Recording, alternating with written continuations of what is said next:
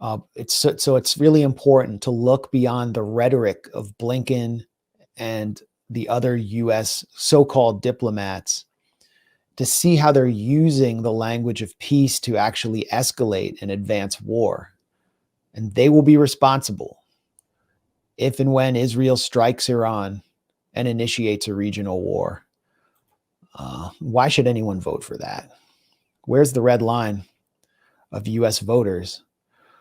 Kamala Harris was asked this question during a town hall last night by Anderson Cooper, basically that a lot of voters have set a red line of not supporting the Holocaust that she's sponsoring in the Gaza Strip.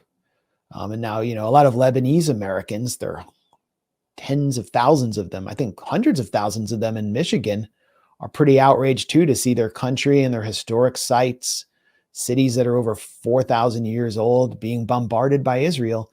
Here's her response. I think this says it all. What do you say to voters who are thinking about supporting a third-party candidate or staying on the couch, not voting at all because of this issue? Listen, I am not going to deny the strong feelings that people have. I don't know that anyone who has seen the images who would not have strong feelings about what has happened, much less those who have relatives who have died and been killed. And I know people and have talked with people.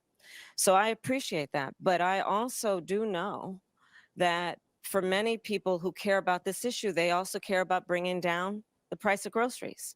They also care about our democracy and not having a president of the United States who admires dictators and is a fascist. They also care about the fact that we need practical, common sense solutions from a leader who is willing to work across the aisle on behalf of the American people and not themselves. They want a president who cares about a fundamental freedom to make decisions about your own body, understanding that we're not trying to change anyone's belief, but let's not have the government telling women what to do with their body. So there's kind of a trade-off there. Like, if you want more affordable groceries, then you have to allow Kamala to sponsor genocide in Gaza. If you want to continue having access to the abortion pill, you have to allow Israel to continue to carry out post-birth abortions on a mass scale across Gaza. I mean, what do you think of this messaging? Just from an objective standpoint, is this going to be effective in suppressing the anger in places like Michigan, Wisconsin, Pennsylvania about the genocide? Yeah, I mean, if your top issue is genocide and you're being told that you have to accept the genocide, but in return you'll get lower grocery prices and you won't get fascism, or you'll get, a better record on abortion. If your top issue is genocide, I don't think that's going to sway people, because their top issue is genocide. And they want to impose a cost on someone who supports genocide by serving in the administration that is currently facilitating it. If she wanted to, she could try to argue that Trump would be even worse, because there is a case to be made there. He is incredibly tight to pro-Israel donors.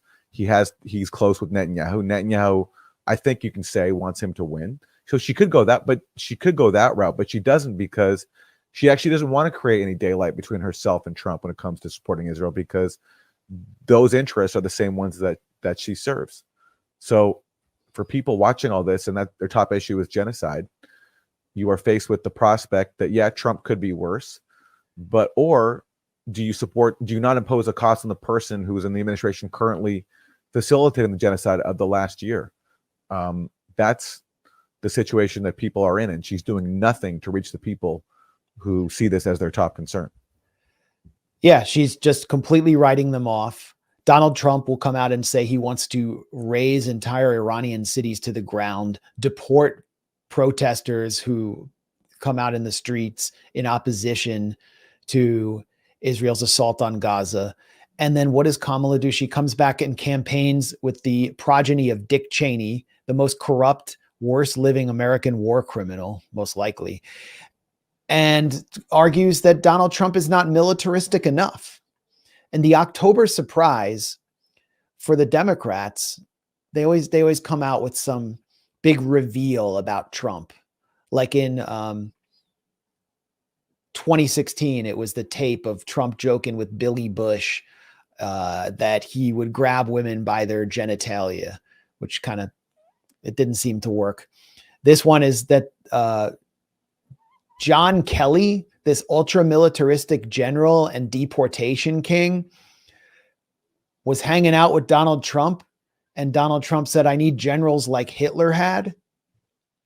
And it is revealed through former Israeli prison guard Jeffrey Goldberg at The Atlantic. And this is their closing argument to voters, that Trump admires Hitler and is a fascist, while everybody is in fact trying to pay for their groceries and dealing with real life issues, and also extremely outraged about the real life Nazism that they're seeing on their social media playing out in Gaza and Lebanon, courtesy of the so-called Jewish state backed by the Kamala Biden government. And just a It quick just point. doesn't ring true. I mean, Yeah. it seems so delusional, and it's like people who read The Atlantic, yeah, that might work for you, but you're not going to define what's going to happen on election day. Well, also, and it's so desperate that, again, this is actually nothing new. You know, as this screenshot points out that we're showing on the screen, this claim about Trump wanting loyal generals like Hitler's, it dates back to August 2022. So this Yeah, I is not remember even- that.